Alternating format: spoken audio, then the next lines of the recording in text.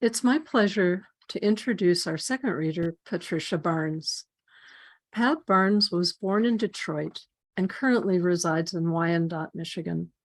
She is a visual artist as well as a poet. Pat is a member of Springfield Arts, and she treasures the wisdom and energy that she finds in their workshops. She also belongs to the Poetry Society of Michigan and Downriver Poets and Playwrights. Pat enjoys traveling, and she's been fortunate enough to see life in many different landscapes. She says that she hopes writing poetry provides some balance for her battered karma, which has spent a lot of time in casinos and on cruise ships. Like Richard, Pat has a musical bent. She was a member of the Sweet Adelines for 20 years. She sang baritone and wrote lyrics for 40 original songs. This is all to say that Pat Barnes is a multi-talented person. Pat has written 2 chapbooks, a Lucenor, I hope I said that correctly, and A Village of Acrobats, as well as a full-length book of poetry, Cup of Home, published in 2019. Her work has been published in many journals, including the MacGuffin, the Maxis Review, Sandcutters, Third Wednesday, and Peninsula Poets. Her poems are also included in several anthologies, including Downriver Reflections, Encore, I Hear the Song and It Wells in Me, Michigan Lyrical Reflections of the Great Lakes, Mazzucato, New Horizons, The Wisdom of Life Through My Patience, and most recently, Water Music. She is the first prize winner in many poetry competitions sponsored by the Poetry Societies of Michigan, Arizona, Illinois, Indiana, and Ohio, by Word and Sound International Creative Writing Competition, Springfield Arts, and the Midwest Conference of Writers. Pat expresses deep gratitude to her teachers. Please welcome the accomplished Pat Barnes.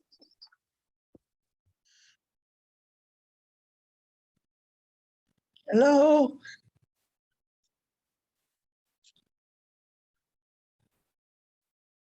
Well, thank you very much. I'm really honored to be invited to read here. I'm reading from my book, Cup of Home, and you can see my high-tech organization of my reading. So I'm going to begin and end with a kind of familiar, if you've been to my readings, they'll be familiar, but you know, they're just the right thing to begin and end with. Okay, pretty soon. First of all, the first poem is called On the Tip of My Tongue, and it goes like this. I write slippery words, ruffle-edged, fern-fringed, moon-freckled, sassy with expectation, words that sidle up to dreams and poke nose-thumbing fun at schedules and pie charts without flavor. Itchy words that scratch smooth surfaces and sandpaper away the veneer of shoulds. Galloping words too full of piss and vinegar to stand still and have their syllables counted, straining at the reins of punctuation, trampling commas with cloven hooves, devilish words with the power of claiming the ruby-throated hummingbird and the tsunami. Words as blue as old tattoos and saxophone riffs at midnight. Wild woman words, Amazons, pole dancers, nuns. Words to make your eyes smart. The smoke of campfires, peace pipes, funeral pyres, drunken words slurred into laughter. The language of mysticism and erotica, words that last past my life. Words that drop with the solid thunk of a car door closing. Words hidden behind burqas. Words hidden behind burqas, lost as baby's teeth. Trains of thought, innocence, elusive as a fistful of mercury, are those lizards that skitter all over Florida. Words beating with rhythm's impulse, the exhaled breath of an extended phrase, the romance of a monosyllabic sigh, I want words that terrify, sawtoothed, eerie, galumphing in the dark. Words that taste like baklava and are just as fattening. Words that dance tippy-toed or Klondike stomping or whirling dervishly into a trance where it all makes sense, but still leaves you hungry for one more bite, lick, mouthful of words. And this next poem is called Syrian Ashes. The grandmother's language was lies, but all the children spoke cinnamon and danced like whirligigs in rooms empty of echoes. One grandmother ate olives and anger. One burned sandalwood and memories. Laughter belonged to another family, but the children stole small pieces and hid them in their pockets, along with ragged nightmares. Olive grandmother found them when she did laundry. She gave them to sandalwood grandmother to burn.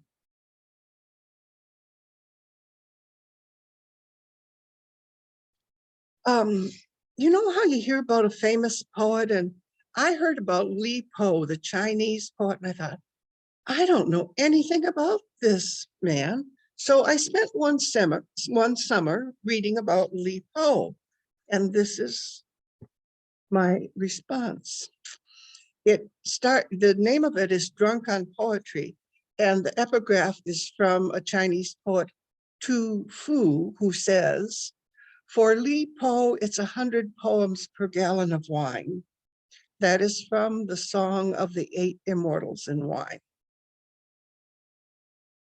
When he wrote of blue lotus roofs, the autumn river, and the six dragons' sun, when he flourished wild calligraphy across walls and rejoiced in its beauty, Li Po was drunk out of his gourd. I have tried to follow his profusely creative example, but find that wine wipes out my ability to spell. And mornings after exercising Li Po's writing rituals, my handiwork is indecipherable as Chinese characters, rather mystical, open to many interpretations. I have lost something in translation of the Li Po legend, though as a cautionary tale it serves me well. I shall never try to dance with the moon while I am drunk and in a boat. Li Po did, he drowned. See what we have here. This Frankie's farewell is about my grandchild's fish. My granddaughter formed an attachment for a blue tetra fish we kept in a round bowl in the kitchen. When the fancy fish floated to the top of his limited world, we held a solemn funeral. The child took markers to decorate a jewelry box for his casket. She made a sign, "Here lies Frankie, R.I.P." We buried him in the garden and sang Three Little Fishies, the only song we all knew. Then the child began to sing. It was all about her good fish and how she wished him well. The facade of the quaint family ritual cracked. A quiet moment of true loss touched us as gently as a gauzy fin.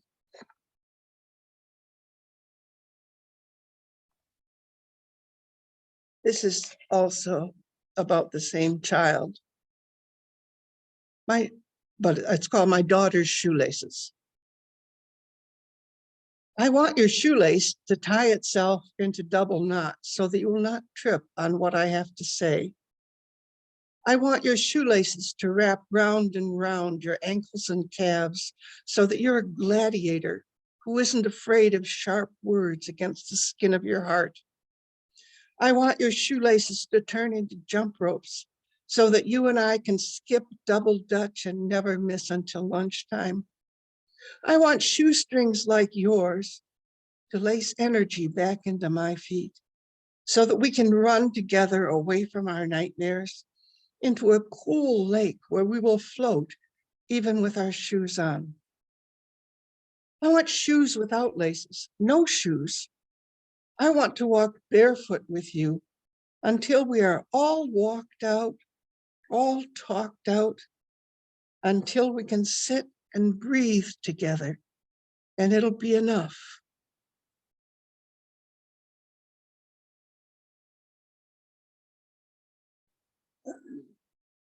I am a widow for many years, and I was thinking about other widows, and I was thinking about Jane. So I dedicate this poem to her. After Tarzan died, Jane swung independently tree to tree and yodeled soprano in the canopy. Boy had gone off to become man. The eyrie was quiet except the ambient music jungle provides.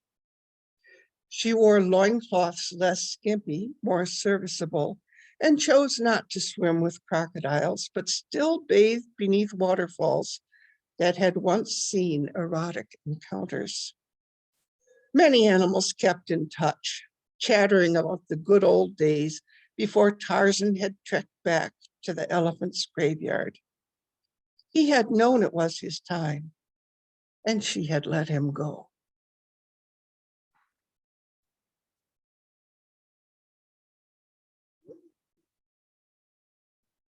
We in Michigan, we have recently lost a wonderful poet, Sophia Rivkin, and I was privileged to be in a couple of workshops with Sophia. One day she brought in a poem with the phrase hard luck buttons. And I said, oh, Sophia, please can I have that? And she said, sure, it's yours. So here's hard luck buttons with an epigraph that says, from Sophia, I spoke in hard luck buttons, rags and bones of a man's coat. And here's the rest. I heard quick stones of song, morsels stale, no sweetness left. I felt as eels and snails do, my bones had gone to buttons. I tasted every last scent of old worries dipped in wine. I knew why riddles bled red and why a matador's cape is like Joseph's coat dancing. My toes were cramped in rosy silk slippers of memory, all boneless rags of ballet. Button my Loki lips till lies come out my ears, till I have forgotten the horseshoes, the rabbit's feet, and all that clover.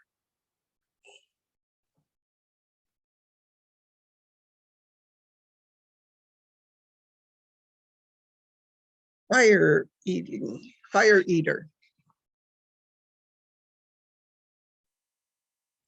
I need to know the flavor of fire. I need to swallow hell, to incinerate the blasphemies and clever deceits that spill so easily from these bright lips, to immolate the falsehoods I exhale.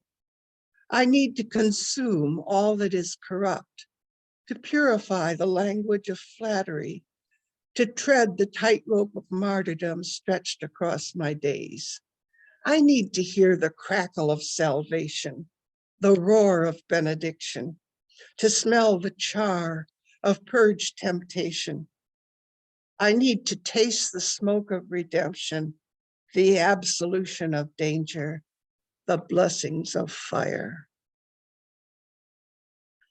And speaking of fire, we now go to hell. Satan speaks, and the devil said, let there be gluttony. Let us make an overabundance available and serve it with encouraging smiles and flattery for the sinner's excellent choices. Let us make it the fashion to politely overindulge. Let us make it an art, a competition, a virtue to get one's money's worth, at every all-you-can-eat opportunity. The slightest nudge towards a smorgasbord will set them rolling course by course towards disability. We will fatten them up to the sizzling point, and we will make dieting hell.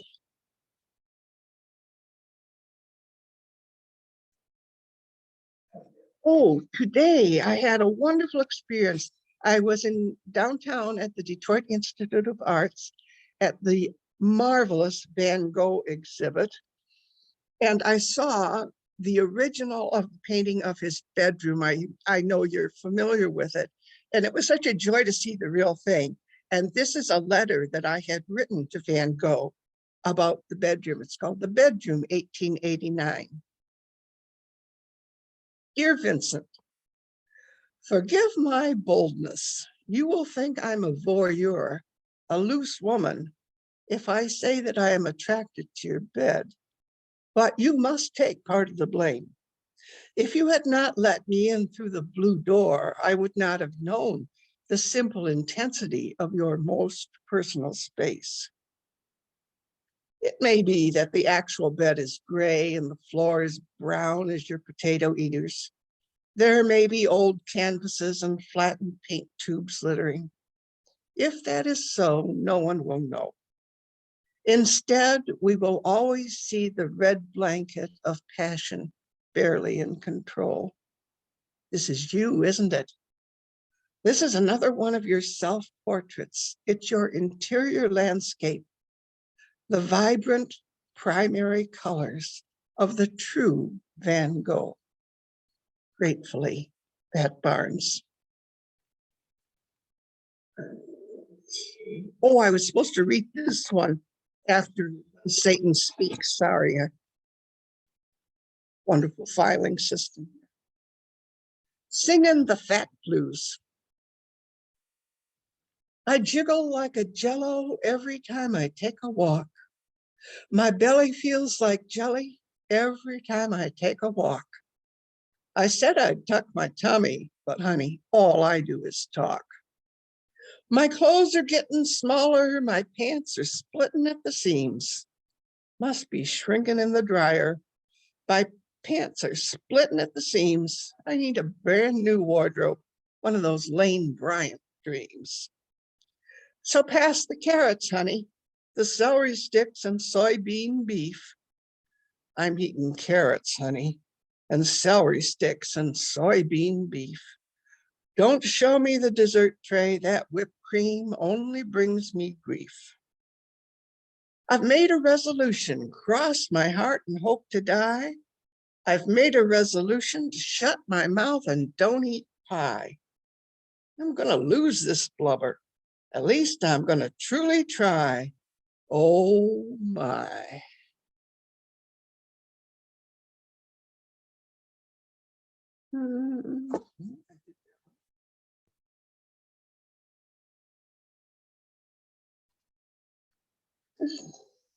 Old Uncle Stan. You are dead. So I can say anything I want about how you scared me with the way you yelled. I'm yelling this at you. I'm saying little girls should not have to hear big men yell at their wives.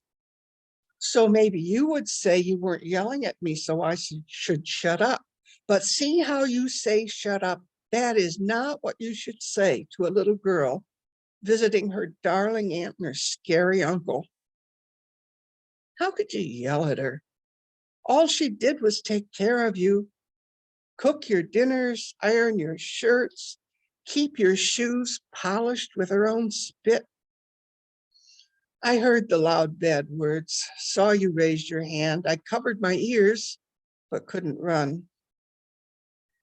So years later, when I got the news, I knew why she had hanged herself in her closet. It was the yelling, and it was because I had heard.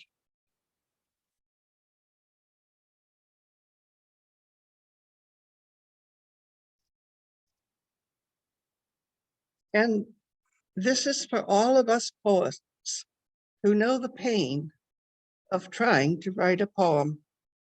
It's called The Ache. I am extracting without Novocaine the root of this impacted reality. Skip the nitrous oxide of sissies. It is no laughing matter. This probing of tender tissue, swollen with the promise of an insight and the word for it. One needs a mirror to do this, reaching into self, reflecting and pulling until the pop of freedom. Rinse and spit. Oh, the relief of words on paper. A bloody business, this poetry.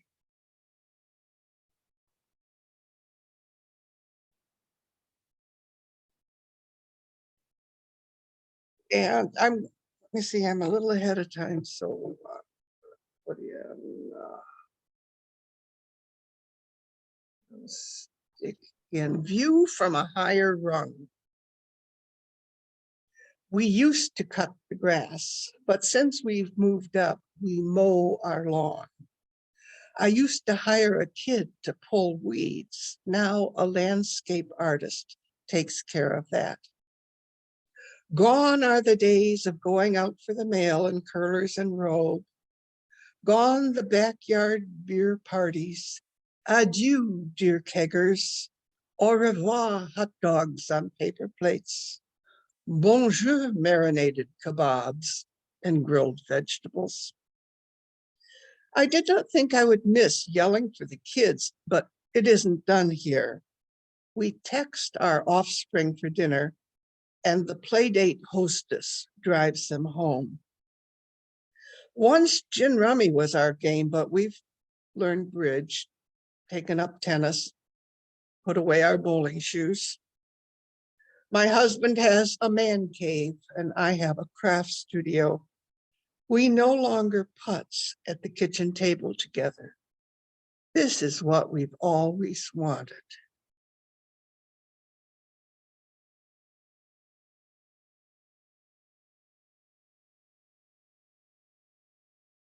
And this is about my sister Peggy served in the Peace Corps in Lesotho in South Africa. And her Sesotho name was May Ntabasing, which means Mrs. Rejoice with me. Peggy contacted a geologist.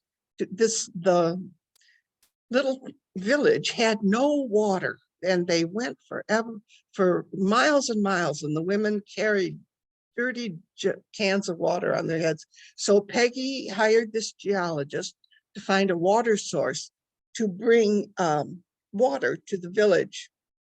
Here we go. May Ntabasing drives a stick shift. Her rented Toyota four-wheel drive made roads where none had been before.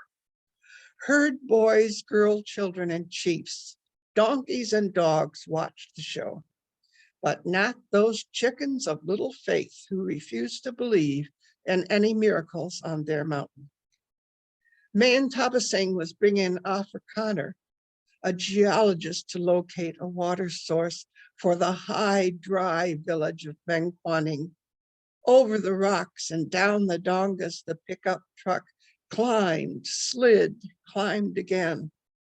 The good women of Menkwaning stood on stone outcroppings, ululating high and loud and joyful. Get that white man up here, girl. The man with the magnometer, GPS equipment, and PhD. He would have preferred to drive, but halfway down a dongo is no place to hand over the keys. Besides, the lady behind the wheel was having a fine time. Her adrenaline accelerated, and so did the Toyota. They reached a place level enough to park. The geologist made the sign of the cross and lugged his equipment out the back. May Ntabasing got out, slammed the door, and danced. And I'm going to thank you so much for listening. I'm going to end with an old white woman's version of rap. And it starts, knock, knock, you say, "Who's there?" And I say, "Just me rapping." I rub 'em in, I swallow 'em down, even inject 'em without a frown, 'cause it's old or dead. I take my meds. Remember this about Eliquis, it keeps blood flowing, no damn clots going to the lungs or brain, 'cause a stroke's a strain on independent living and the peace it's given to take care of yourself, not stuck on the shelf out of the way 'cause you had your day. Cholesterol, a plaque attack could set me back, so I keep track of my HDL and LDL. What the hell? Lovastatin keeps my numbers low because I just ain't ready to go. Osteoporosis, let me take a calcium pill so my bones won't break.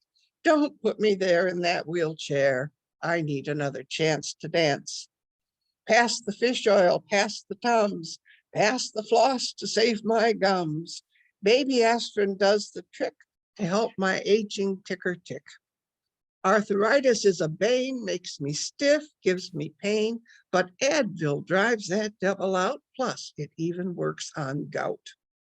I rub 'em in, I swallow 'em down, even inject 'em without a frown. 'Cause it's old or dead, I take my meds. Thank you.